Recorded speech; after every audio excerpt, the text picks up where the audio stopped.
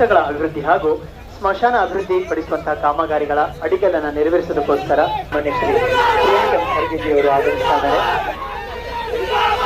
ಅವರು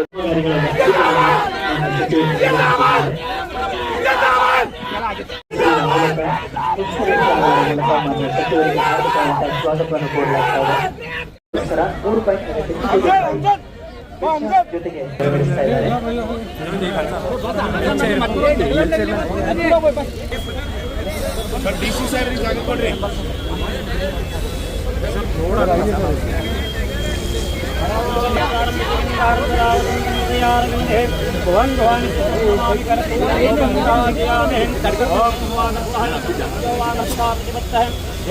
ಮಾನ್ಯ ಸಚಿವರ ಮಾರ್ಗದರ್ಶನದಲ್ಲಿ ಕೂಡ ಅಧ್ಯಕ್ಷರಾದಂತಹ ಮಜಲ್ ಅಲಂ ಖಾನ್ ಸರ್ ಒಂದು ಮುತುವರ್ಜಿಯಿಂದ ಈ ಒಂದು ವಿವಿಧ ಅಡಿಗಲ್ಲು ಕಾಮಗಾರಿಗಳ ಒಂದು ಸಮಾರಂಭವನ್ನು ಇವತ್ತು ಹಮ್ಮಿಕೊಳ್ಳಲಾಗಿದೆ.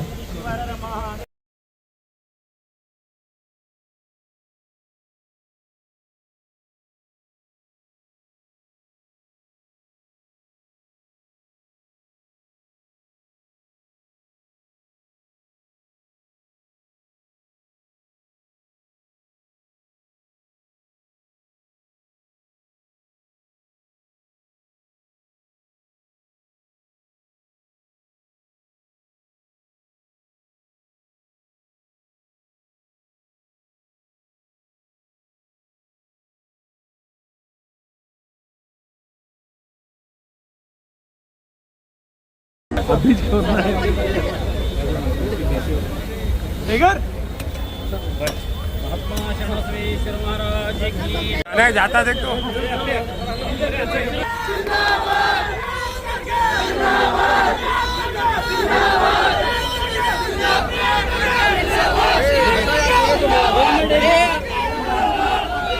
आकाश आकाश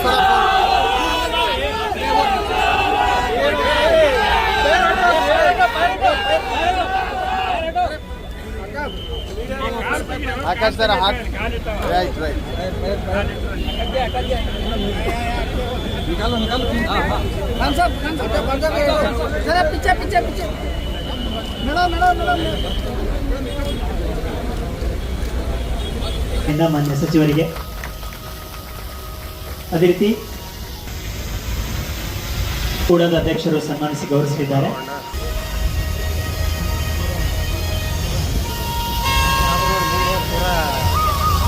ಅಧಿಕಾರಿಗಳು ಮೊಹಮ್ಮದ್ ಇಕ್ರಮುಲ್ಲಾ ಶರೀಫ್ ಅವರಿಗೆ ಗೌರವ ಸತ್ಕಾರ. ಅದೇ ರೀತಿ ಪಾಲಿಕೆ ಪಂಚಗ್ಯಾರಂಟಿ ಯೋಜನೆ ಅನುಷ್ಠಾನ ಸಮಿತಿಯ ಕಲಬುರಗಿ ಜಿಲ್ಲಾಧ್ಯಕ್ಷರಾದಂತಹ ಶ್ರೀಮತಿ ಚಂದ್ರಿಕಾ ರೋಡಲ್ಲಿ ಯಾರೋ ಆಕಸ್ಮಿಕವಾಗಿ ತೀರೋದ್ರೆ ಪ್ರಿಯಾಂಕ್ ಖರ್ಗೆ ಕಾರಣ, ವಿಜೇಂದ್ರ ಮೆಟ್ರೋದಲ್ಲಿ ಹತ್ತಿದ್ರೆ ಪ್ರಿಯಾಂಕ್ ಖರ್ಗೆ ಕಾರಣ. ಮತ್ ಇವ್ರ ಜಿಮ್ಮೆದಾರಿ ಏನದ? ಎಲ್ಲದಕ್ಕೂ ನಾನೇ ಕಾರಣ ಅಂದ್ರೆ ಇವ್ರ ಜಿಮ್ಮೆದಾರಿ ಏನದ ಇವತ್ತು? ಅದ್ರ ಬಗ್ಗೆ ಯಾರು ಮಾತಾಡಕ್ಕೆ ತಯಾರಿಲ್ಲ ಇವತ್ತು.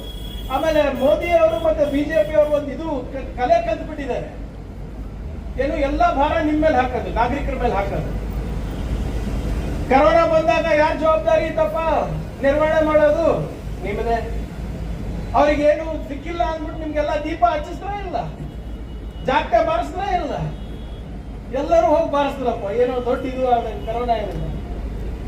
ಆ ಬಾಬಾ ರಾಮದೇವ್ ಅಂತವರು ಹೋಗಿ ಹೆಲ್ತ್ ಮಿನಿಸ್ಟರ್ ಬಗ್ಗೆ ಕೂತ್ಕೊಂಡು ಕರೋನಾ ಇಲ್ಲ ಅಂತ ಯಾವ್ದೋ ಟ್ಯಾಬ್ಲೆಟ್ ಕೊಟ್ಟರು. ಕೊನೆಗೆ ಮೋದಿನೂ ಲಸಿಕೆನೆ ತಗೊಂಡ್ರು, ನಿಮ್ಗೂ ಲಸಿಕೆನೆ ಕೊಟ್ಟರು. ದೀಪ ಹಚ್ಚದಿಂದನೂ ಏನಾಗಿಲ್ಲ, ಜಾಗಟೆ ಬಾರಿಸಿದಿಂದನೂ ಏನಾಗಿಲ್ಲ. ಏನು ಡಿಮಾನಿಟೈಸೇಷನ್ ಮಾಡಿದ್ರಪ್ಪ, ಎಲ್ಲ ಕಪ್ಪಣ ವಾಪಸ್ ತರ್ತೀವಿ ಅಂತ ಹೇಳಿದ್ರು. ಡಿಮಾನಿಟೈಸೇಷನ್ ಮಾಡಿದ್ರು. ಡಿಮಾನಿಟೈಸೇಷನ್ ಆದ್ಮೇಲೆ ಭಾರ ಯಾರ ಮೇಲೆ ಬಿತ್ತು? ನಾಗರಿಕರ ಮೇಲೆ ಬಿತ್ತು. ಈಗ ನಮ್ಮ ರೂಪಾಯಿ ಮೌಲ್ಯ ಕಮ್ಮಿ ಆಗಿದೆ, ಅದಕ್ಕೆ ನೀವು ವಿದೇಶಕ್ಕೆ ಹೋಗ್ಬಾರ್ದಂತೆ, ಅದನ್ನು ಭಾರ ನಾಗರಿಕರ ಮೇಲೆ ಇದೆ. ಈಗ ಪೆಟ್ರೋಲ್ ಡೀಸೆಲ್ ಜಾಸ್ತಿ ಆದ್ರೂ ನೀವು ಕಮ್ಮಿ ಓಡಾಡಬೇಕಂತ. ಅಂದ್ರೆ ಇವ್ರ ಜವಾಬ್ದಾರಿ ಏನಿಲ್ಲ, ಎಲ್ಲಾ ಜವಾಬ್ದಾರಿನೂ ಕೂಡ ನಾಗರಿಕರ ಮೇಲೆ ಬಿಟ್ಟಿದ್ದಾರೆ. ಅದಕ್ಕೆ ಇವರು ರಾಮದ ಹೆಸರು ಯಾಕೆ ಇಷ್ಟ ತಗೋತಾರೆ ಅಂದ್ರೆ राम के भरोसे छोड़ दिया हमको.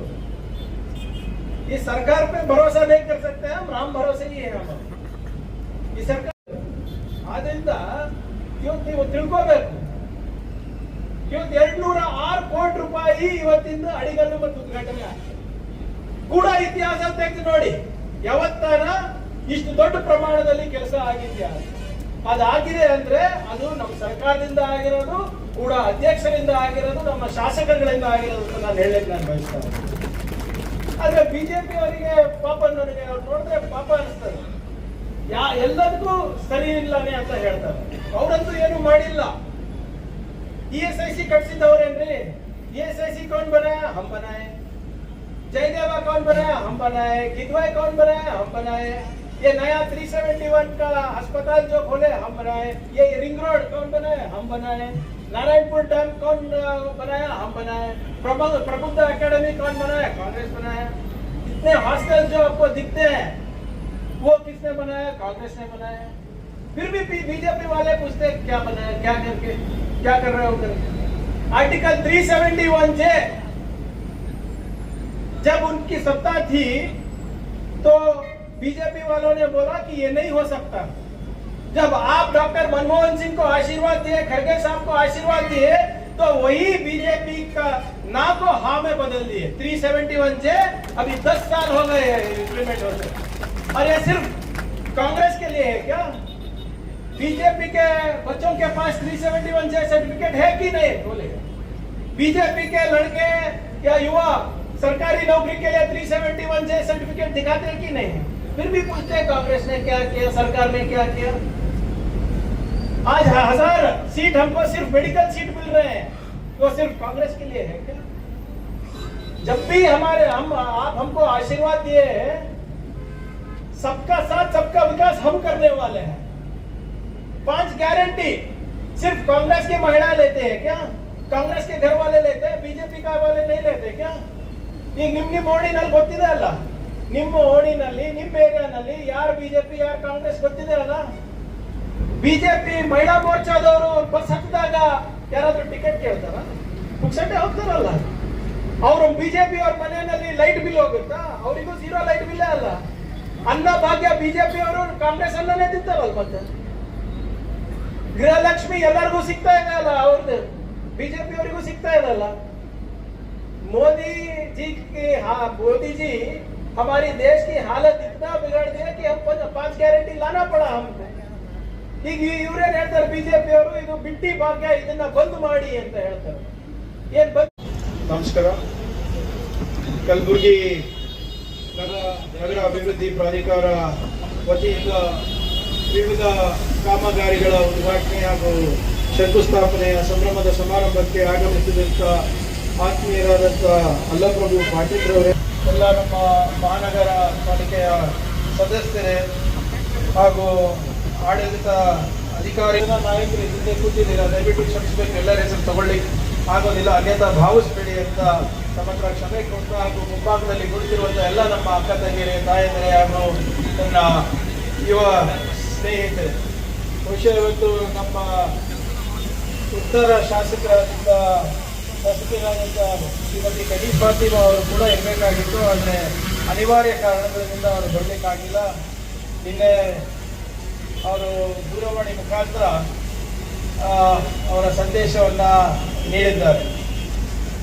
ಬಂಧುಗಳೇ, ಈಗಾಗಲೇ ಸವಿಸ್ತಾರವಾಗಿ ಮಜರ್ ಅಲಂ ಖಾನ್ ಅವರು ಮತ್ತು ಅಲ್ಲಂ ಪ್ರಭು ಪಾಟೀಲ್ ಅವರು ತಮ್ಮನ್ನು ಉದ್ದೇಶಿಸಿ ಮಾತನಾಡಿದರು. ನಾನು 4 ತಿಂಗಳ ಹಿಂದೆ ಒಂದು ನವ ಕಲಬುರಗಿಯ ನಿರ್ಮಾಣ ಪ್ರಾಮಾಣಿಕ ಪ್ರಯತ್ನ ನಮ್ಮ ಈ ಸರ್ಕಾರದಿಂದ ಆಗುತ್ತೆ ಅಂತ ನಾನು ಮಾತು ಕೊಟ್ಟಿದ್ದೆ. ಕಳೆದ 1.5-2 ವರ್ಷದಿಂದ ನಾವೆಲ್ಲರೂ ಸೇರಿ, ನಮ್ಮ ಕಲಬುರಗಿ ಕಮಿಷನರ್ ಇರ್ಬೋದು, ಹಿಂದಿನ DC ಇರ್ಬೋದು, ಕೂಡಾಯಿನ ಅಧಿಕಾರಿಗಳಿರ್ಬೋದು, ಮಜರ್ ಅಲಂ ಖಾನ್ ಅವರು ಇರ್ಬೋದು, ಎಲ್ಲರೂ ಸೇರಿ ಕಲಬುರಗಿಗೆ ಒಂದು ನೀಲಿ ನಕ್ಷೆ ಹಾಕಿದ್ರು.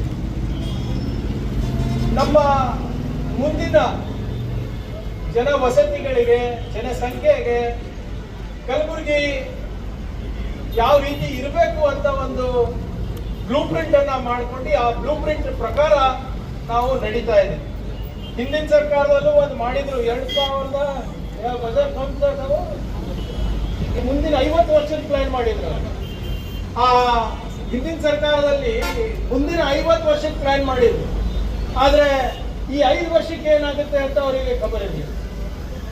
ನಾವು ಸುಮ್ಮನೆ ಮಾತಾಡಬೇಕು ಅಂತ ಅಲ್ಲ,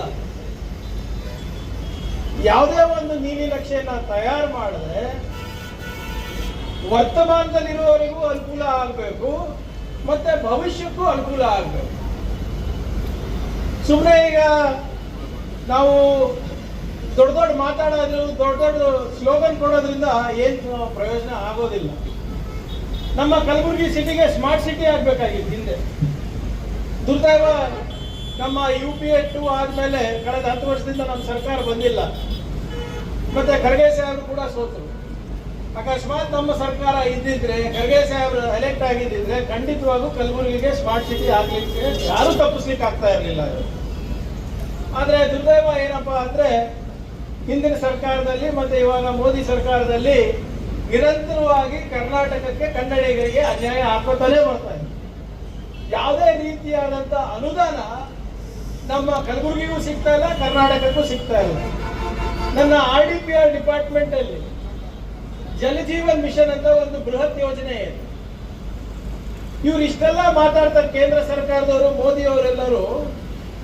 ನನಗಿನ್ನ 15,000 ಕೋಟಿ ರೂಪಾಯಿ ಕೊಡ್ಬೇಕು ನಮಗೆ, ನಮ್ಮ ರಾಜ್ಯಕ್ಕೆ. ಅವ್ರ ಪರವಾಗಿ ನಾವು ಕೊಟ್ಟಿದ್ದೀವಿ ದುಡ್ಡು. ಕುಡಿಯೋ ನೀರಿನ ಯೋಜನೆ ಇದೆ ಅಪ್ಪ, ನಿಲ್ಸೋದು ಬೇಡ ಅಂತ. ನಮ್ಮ RDPR ನಲ್ಲಿ 15ನೇ ಹಣಕಾಸು ಇಲ್ಲಿ ಹೇಗೆ आपका ಫೈನಾನ್ಸ್ ಆತಲ್ಲ, 15 ಫೈನಾನ್ಸ್ ಅರ್ಬನ್ ಲೋಕಲ್ ಬಾಡಿಗೂ ಬಂದಿಲ್ಲ, ರೂರಲ್ಗೂ ಬಂದಿಲ್ಲ. ನನಗೆ 2,000 ಕೋಟಿ ರೂಪಾಯಿ ಬರ್ಬೇಕು. ನಿಮ್ದು ಎಷ್ಟು? ನಿಮ್ದು ಡಬಲ್ ಇರ್ಬೋದು. ಅರ್ಬನ್ನಿಗೆ 2,400 ಲ್ಯಾಕ್ ನಿಮಗೆ ಬರಬೇಕು. ನನಗೆ 7,500 ಕೋಟಿ ರೂಪಾಯಿ ಬರಬೇಕು. ಸ್ಮಾರ್ಟ್ ಸಿಟಿನೂ ಕೈ ತಪ್ಪಿದೆ.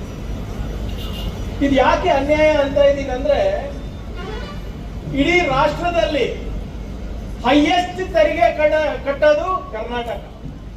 GST ನಂಬರ್ 2 ನಲ್ಲಿ ಇದೀವಿ, ಬಂಡವಾಳ ನಂಬರ್ 2 ನಲ್ಲಿ ಇದೀವಿ.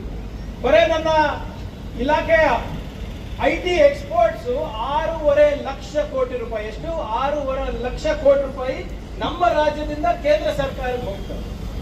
ಆದ್ರೆ ಬರ್ತಾ ಇರೋದು ಏನು ಬರ್ತಾ ಇಲ್ಲ. आपको एक एग्जाम्पल देता हूं. अगर आप 100 रुपए आप टैक्स दे रहे हैं तो आपको मिल रहा है 13 रुपए वापस. मोदी सरकार आपको 13 रुपए दे रहे हैं. वही 100 रुपए अगर यूपी दे रहा है तो उनको करीब 250 रुपए दे रहे हैं. बिहार अगर 100 रुपए दे रहे हैं तो उनको 200 रुपए दे रहे हैं. मध्य प्रदेश अगर 100 रुपए दे रहे हैं तो 160 की 190 रुपए दे रहे हैं. आपको सिर्फ 13 रुपए दे रहे हैं.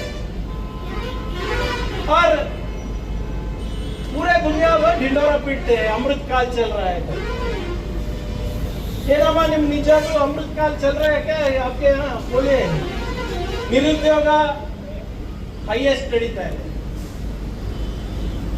ಬೆಲೆ ಏರಿಕೆ ಆಗಿದೆಯಾ ಆಗಿಲ್ಲ ಹೇಳ್ರಮ್ಮ? ಆಗಿದೆಯಾ? ಇದಕ್ಕೆ ಅಮೃತ ಕಾಲ್ ಅಂತ. LPG सिलेंडर एस्टम आएगा? कितना हुआ? 1000 रुपए होगा. हाँ, मोदी जी खुद बोल रहे हैं खाना पकाना थोड़ा कम करो, खाना कम खाओ करके. हाँ? ಪ್ರಧಾನಮಂತ್ರಿ ಹಣ ಮಾತಿದ್ದು. LPG ಸಿಲಿಂಡರ್ ಜಾಸ್ತಿ ಆಗಿದೆ, ಬೆಲೆ ಏರಿಕೆ ಜಾಸ್ತಿ ಆಗಿದೆ, ಮಕ್ಕಳ ಫೀಸ್ ಜಾಸ್ತಿ ಆಗಿದೆ, ಕುಕಿಂಗ್ ಆಯಿಲ್ ಜಾಸ್ತಿ ಆಗಿದೆ, ರೈತರಿಗೆ ಫರ್ಟಿಲೈಸರ್ ಜಾಸ್ತಿ ಆಗಿದೆ. ಖಾನಾ ಭಿ ಮತ್ ಖಾओ, ಸೋನಾ ಭಿ ಮತ್ ಖರೀದೋ ಬೋಲ್. ಇದಕ್ಕೆ ವಿಕಸಿತ ಭಾರತ ಅಂತಾರ ಆರ್ಥಿಕ ನೀತಿನ. ಈಗ ಮೊನ್ನೆ ನೋಡಿ ಮತ್ತೆ ಪೆಟ್ರೋಲ್ ಡೀಸೆಲ್ 3 ರೂಪಾಯಿ ಜಾಸ್ತಿ ಮಾಡಿದೆ. ಈ ಪಬ್ಲಿಕ್ ಸೆಕ್ಟರ್ ಕಂಪನೀಸ್ ಇದೆಯಲ್ಲ, ಈ ಆಯಿಲ್ ಕಂಪನಿಗಳಿಗೆ ಕಳೆದ 4-5 ವರ್ಷದಲ್ಲಿ ಅವರಿಗೆ ಪ್ರಾಫಿಟ್ ಎಷ್ಟಾಗಿದೆ ಗೊತ್ತಾ ಸರ್ ನಿಮ್ಗೆ? ಈ ರಷ್ಯಾದಿಂದ ಚೀಪ್ ಆಗಿ ಕಚ್ಚಾ ತೈಲ ತಗೊಂಡ್ರಲ್ಲ, 38 ಲಕ್ಷ ಕೋಟಿ ರೂಪಾಯಿ ಪ್ರಾಫಿಟ್ ಆಗಿದೆ. 38 ಲಕ್ಷ ಕೋಟಿ ರೂಪಾಯಿ. ಕಚ್ಚಾ ತೈಲ $100 ಇದ್ದಾಗೂ ಬೆಲೆ ಏರಿಕೆ ಆಯ್ತು. $80 ಆಗ್ತು, $60 ಆದ್ರೂ ಕೂಡ ಅದು ಬೆನಿಫಿಟ್ ನಿಮ್ಗೆ ಯಾರಿಗೂ ಸಿಗ್ತದೆ. ಮತ್ತೇನ್ ಹೇಳ್ತಾರೆ? ಕಮ್ಮಿ ಓಡಾಡಿ ಅಂತ ಹೇಳ್ತಾರೆ. ಆದ್ರೆ ಇದಕ್ಕೆ ಕಾರಣಭೂತರು ಯಾರು? ಇವತ್ತು ನಮ್ಗೆ ಒಂದು ಮನೆ ನಡೆಸ್ಲಕ್ ಆಗ್ತಾ ಇಲ್ಲ ಅಂದ್ರೆ ಇದಕ್ಕೆ ಕಾರಣಭೂತರು ಯಾರು? ಬರೀ ಅದಾನಿ ಅಂಬಾನಿಗೆ ಮಾತ್ರ ಈ ಅಮೃತ್ ಕಾಲು ಮತ್ತೆ ವಿಕಸಿತ್ ಭಾರತ್ ಆಗ್ತಾ ಇದೆ. ಅದು ಬಿಟ್ರೆ ಬೇರೆ ಯಾವ ಸಾರ್ವಜನಿಕರಿಗೂ ಕೂಡ ಏನು ಉಪಯೋಗ ಆಗ್ತಾ ಇಲ್ಲ. ಖಾಸಗಿ ಕಂಪನಿಗಳಿಗೆ ಇಲ್ಲಿವರೆಗೂ ಸಾಲ ಮನ್ನಾ ಎಷ್ಟು ಮಾಡಿದಾರೆ ಗೊತ್ತಾ? कर्जा माफ किए हैं प्राइवेट कंपनीज को 10 लाख करोड़ 10 ಲಕ್ಷ ಕೋಟಿ ರೂಪಾಯಿ ಸಾಲ ಮನ್ನಾ ಮಾಡಿದ್ದಾರೆ. ಆದ್ರೆ ನಮ್ಮ ರೈತರಿಗೆ ಸಾಲ ಮನ್ನಾ ಮಾಡಿ ಅಂದ್ರೆ ಮಾಡ್ಲಿಕ್ಕೆ ಆಗಲ್ಲ ಅಂತ ಹೇಳಿ ಇಲ್ಲಿವರೆಗೂ ಮೋದಿ ಅವರು ಪ್ರವಾಸ ಈಗ ವಿಶ್ವಗುರು ಅಂತ ಹೇಳ್ಕೊಂಡು ಓಡಾಡ್ತಾರಲ್ಲ, ಇಲ್ಲಿ ತನಕ ಒಂದು 100 ದೇಶಕ್ಕೆ ಹೋಗಿ ಬಂದಿರಬಹುದು ಮನುಷ್ಯ. ಸುಮಾರು 850 ಕೋಟಿ ರೂಪಾಯಿ ಖರ್ಚಾಗಿದೆ ಅವ್ರದ್ದು. कितना 800 करोड़ 850 करोड़ खर्च हुआ है. उससे 1 रुपए फायदा हमारे देश को नहीं है और फिर भी बोलते हैं अमृत काल में हम हैं. 12 साल हो गए हमारे प्रधानमंत्री को एक चीज का उत्तर नहीं देते. पार्लियामेंट से भी भाग जाते हैं, प्रेस कॉन्फ्रेंस से भी भाग जाते हैं और फिर बोलते हैं हम विश्व गुरु है, अमृत काल है, डिजिटल इंडिया है, स्किल इंडिया है, विश्व गुरु है. जिम्मेदारी कौन लेना है देश का? फिर अभी कलबुर्गी में पानी ठीक से नहीं आया तो रोज गाली मैं खाता हूं. बीजेपी वाले गाली देते हैं. अगर कलबुर्गी के बच्चे थोड़ा कम पढ़ते, थोड़ा कम मार्क्स मिला एसएसएलसी तो मेरे ऊपर जिम्मेदारी डालते हैं. कैसे बीजेपी गंड मक्ಳು ಹುಟ್ಟಿಲ್ಲ ನಾಳೆ ನನಗೆ ಹೆಸರು. ಪಾಪ 85%